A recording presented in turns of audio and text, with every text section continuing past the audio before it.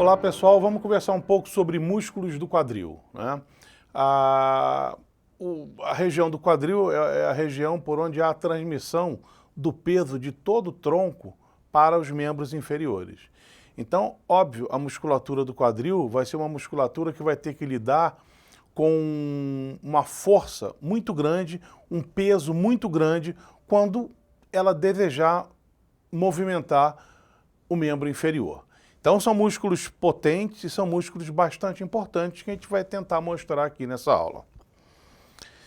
O que nos interessa ver nessa aula? Quais são os conceitos importantes que a gente tem que estabelecer aqui? Quais são os movimentos possíveis na articulação do quadril, né? Quais são os músculos da região glútea, que é uma região importantíssima na movimentação do quadril? Qual é o papel desses músculos na movimentação da articulação do quadril? E um outro músculo oposto, né, aos músculos glúteos, o músculo ilipsoas. Qual é o seu papel, né? Como ele se forma, onde ele se localiza e qual é o seu papel na biodinâmica da articulação do quadril. A articulação do quadril é a articulação entre a cabeça do fêmur, né, e o acetábulo no quadril. Então é essa articulação que está mostrada aqui, completamente envolta pela cápsula articular e pelos ligamentos que auxiliam essa cápsula articular a manter essa articulação. Então nós estamos vendo uma vista anterior da articulação e uma vista posterior da articulação, né? Quais são os movimentos que são feitos por essa articulação? São diversos movimentos. A articulação do quadril, assim como a articulação do ombro, é uma articulação sinovial esferoide. Então ela é uma articulação que permite amplos movimentos em várias direções, né? Nós podemos executar um movimento onde essa extremidade aqui inferior da articulação, o fêmur, ele se desloca lateralmente, ele se afasta da linha mediana, como se nós estivéssemos abrindo a perna, né? Perna no sentido de membro inferior. Esse movimento chama-se abdução. E nós temos um movimento onde nós retornamos esse membro, aproximamos da linha mediana. Esse movimento chama-se adução. Tá? Nós temos um outro movimento onde nós pegamos esse osso, fêmur, e empurramos para frente esse osso, como quando você levanta o joelho, né? Esse é um movimento de flexão da articulação do quadril. E o retorno à posição onde ele está, a posição que você fica de pé, da coxa, é a extensão do quadril. Tá? Nós temos ainda um movimento onde nós rodamos esse osso lateralmente, como se ele fosse aqui o meu osso do braço, ó. Eu rodo lateralmente, é a rotação lateral, e o retorno à posição de repouso é a rotação medial. Se você mantiver o membro inferior em posição anatômica e só movimentar a articulação do quadril, quando você rodar lateralmente, a ponta do seu pé ela vai rodar lateralmente, seguindo o movimento, vai acompanhar o movimento. E quando você rodar medialmente, a ponta do seu pé vai rodar medialmente. Então esses são os movimentos possíveis nos diversos eixos. Flexão, extensão, abdução e adução e as rotações lateral e medial. É muito comum você ver em livros antigos rotação lateral e medial serem denominadas rotação externa e rotação interna. Se nós juntarmos todos esses movimentos, vamos pensar aqui na articulação do ombro como sendo a articulação do quadril, se nós executarmos um movimento desse tipo, ó, eu fiz tudo isso. Eu fiz flexão, eu fiz extensão, eu fiz rotação medial, lateral, etc. Esse conjunto de movimentos chama-se circundução. Isso é possível também nessa articulação do quadril. Então esses são os movimentos que nós podemos ter usando os diversos músculos do quadril. Vamos analisar nessa aula a musculatura que está intrinsecamente associada ao quadril. ou seja, a musculatura que está realmente localizada em torno do quadril e não se estende mais inferiormente. Então vamos analisar anteriormente o músculo ilho-psoas. O que é o ilho-psoas? O ilho-psoas é um conjunto de dois músculos, né?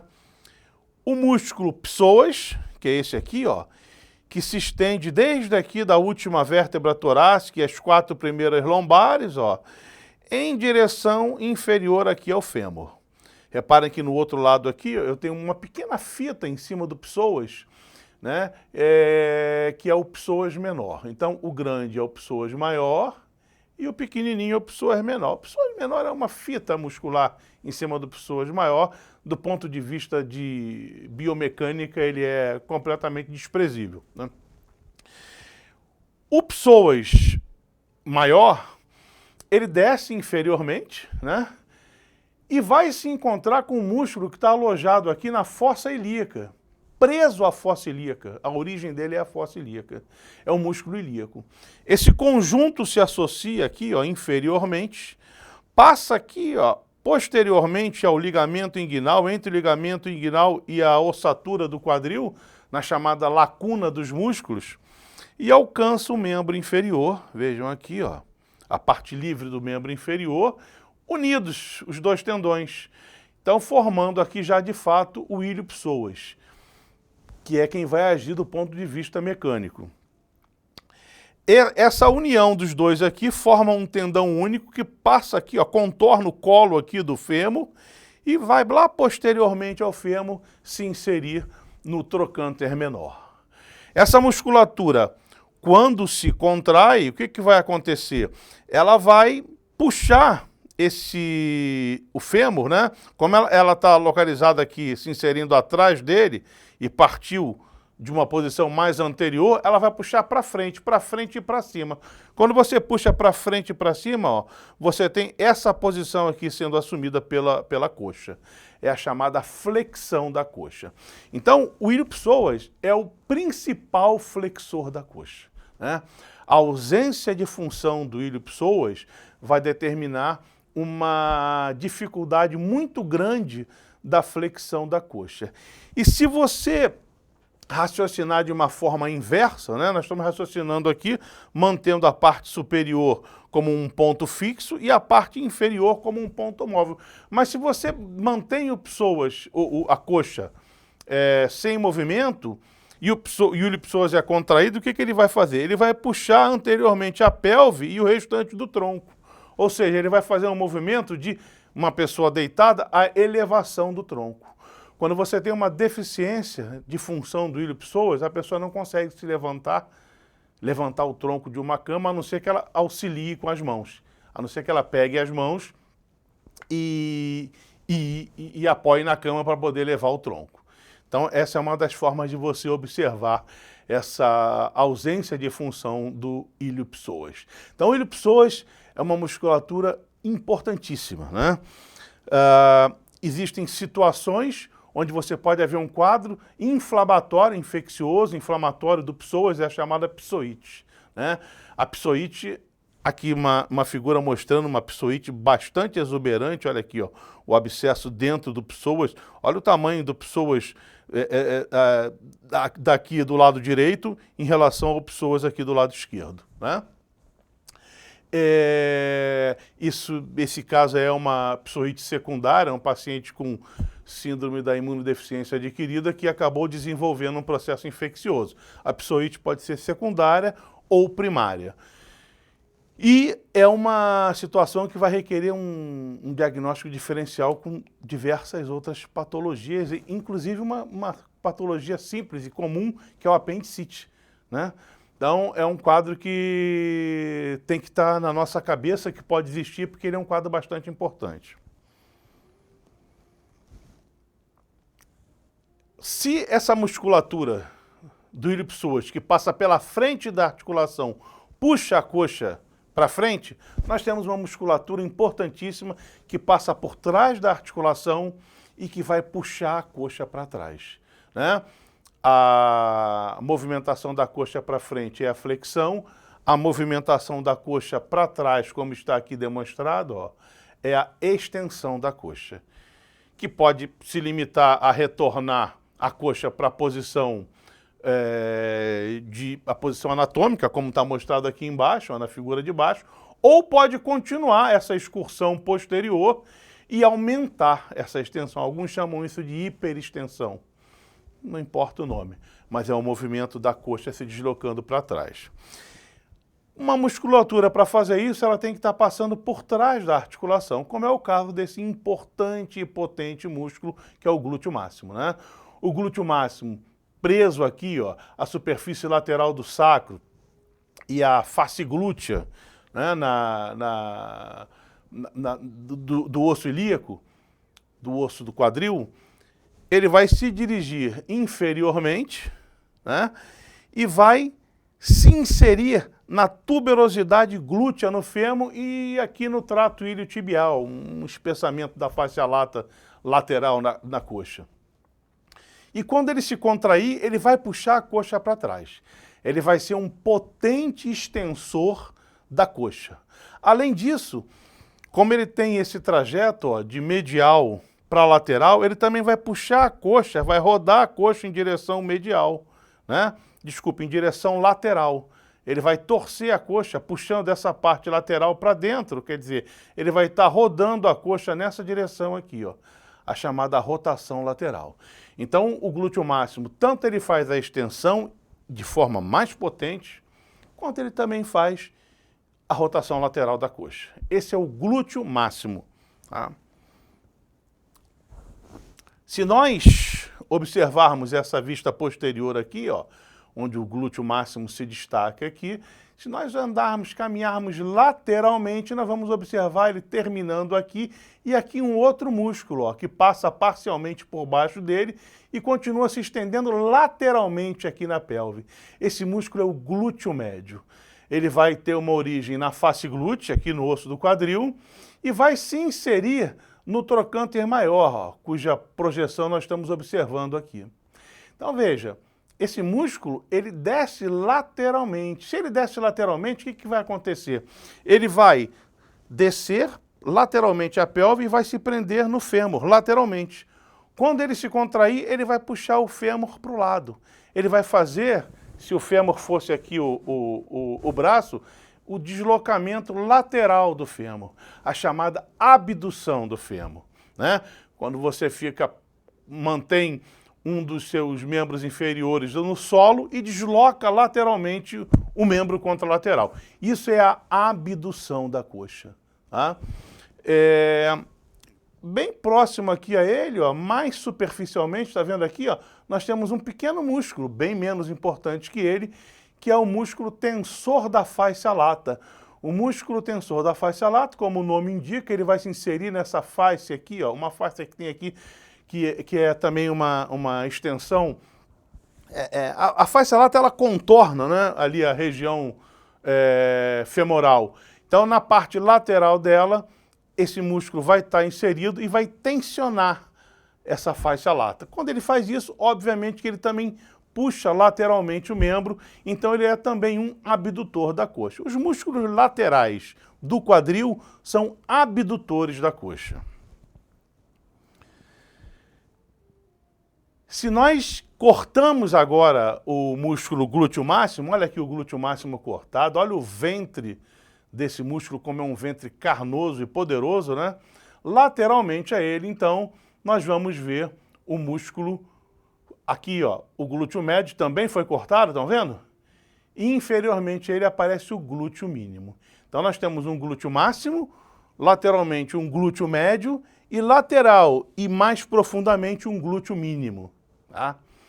O glúteo mínimo é um músculo também lateral, consequentemente ele também faz a abdução da coxa. Reparem aqui, ó, o tensor da face lata, bem destacado aqui, ó, tá vendo? Se prendendo na face lata aqui. Então, o glúteo médio, o glúteo mínimo e o tensor da face lata são os músculos que fazem a abdução da coxa. Nós observamos ainda aqui, ó, inferiormente ao glúteo mínimo, esse músculo aqui, ó, que é o músculo piriforme, né? que vai se originar lá do sacro, e também vem fazer inserção no trocânter maior do fêmur, como os outros músculos que nós citamos anteriormente. Esse músculo também vai ajudar na abdução, mas como ele está mais horizontalmente cruzando aqui a articulação por trás, ele vai contribuir para a rotação lateral da coxa também. Tá? É um músculo menos importante do ponto de vista da biodinâmica. Ele é importante quando atua em conjunto com os demais músculos inferiores, que eu ainda vou mostrar para vocês. Se nós falamos que o glúteo médio, o glúteo mínimo, o tensor da face lata são músculos abdutores, né? A gente fica pensando, mas quando que eu fico fazendo a abdução do membro inferior? Não, a gente normalmente não fica fazendo muita abdução da coxa. Mas existe um movimento contrário. Por exemplo, se eu mantenho o meu quadril fixo e contraio essa musculatura, eu vou deslocar lateralmente, óbvio, a minha coxa. Mas se eu mantenho a minha coxa fixa e contraio essa musculatura, eu vou deslocar lateralmente o meu quadril, eu vou me inclinar para o lado. É o que acontece. Por exemplo, se você está em pé e retira um membro do solo, como aqui está mostrado, ó, né? O que vai acontecer? A tendência seria esse lado aqui, ó, desabar e cair, você cair para esse lado, porque você perdeu o apoio. Por que isso não acontece? Porque os músculos abdutores contralaterais se contraem e puxam a pelve em direção lateral, contrabalançando então esse efeito. Se isso falhar, vamos supor que essa musculatura aqui, ó, ela não esteja funcionando bem. O que vai acontecer? O meu membro inferior do lado esquerdo vai desabar, porque não há a contração que puxe essa pelve para o lado direito. Ele vai desabar. Então é aquela pessoa que tem uma marcha, onde ela dá um passo, né, eleva um membro e ela cai. Bate com força com o membro, aquele membro que foi levado no chão quando ela dá o passo para frente. Tá? Isso indica o quê? Uma ação deficiente dos músculos que fazem a abdução, principalmente o músculo glúteo médio. Esse sinal, quando a pessoa cai com aquele membro que não está apoiado no chão, chama-se sinal de Trendelenburg, né? E aí o que a pessoa faz para contrabalançar isso? Quando ela tira um membro do chão e sabe que ele está fraco e vai cair no chão com força, ela joga o tronco para o outro lado, como está mostrado aqui, ó. Ela inclina o tronco em direção contralateral ao membro que ela retirou do chão, porque aí o peso do tronco contrabalança isso, né? A pessoa que caminha dessa forma, ela tem uma marcha que nós chamamos de marcha de Duchenne, tá? Alguns chamam de claudicação, né? Ou claudicação é mancar, ou deformidade de Duchenne. Então, o sinal de Trendelenburg são coisas que vocês vão ver em medicina. É a queda do membro contralateral ao músculo glúteo médio deficiente. E a marcha ou claudicação de Duchenne é o deslocamento do tronco em direção ao lado lesado para se contrapor, né, ao peso do corpo, tendendo a cair em direção contralateral. Nós falamos do piriforme, né? Mostramos o piriforme. Uma coisa que pode acontecer às vezes é uma hipertrofia desse músculo. E logo abaixo do piriforme, entre o piriforme e o gêmeo superior, passa o maior nervo do corpo, que é o nervo isquiático.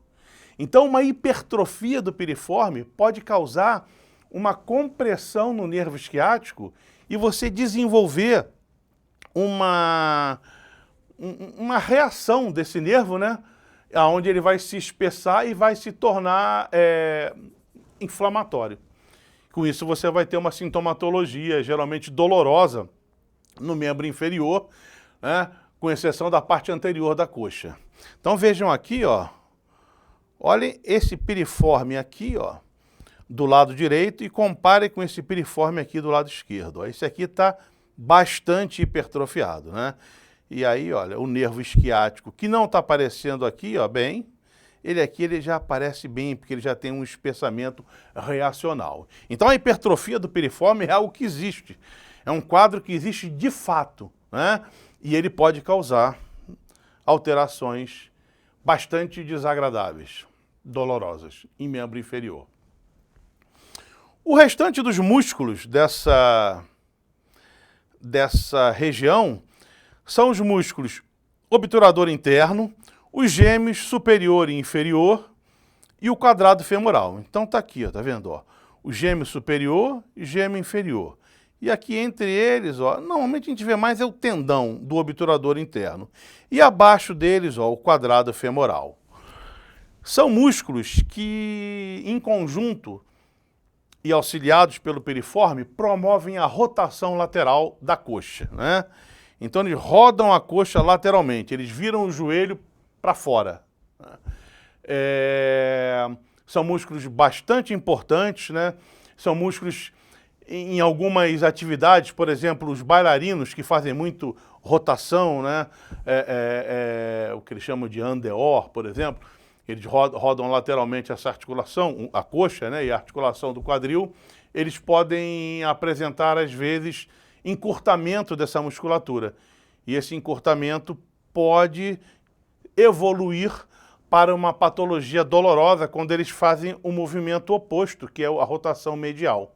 O músculo curto ele acaba se contraturando, isso provocando uma dor crônica que vai atrapalhar, obviamente, o desenvolvimento da sua profissão.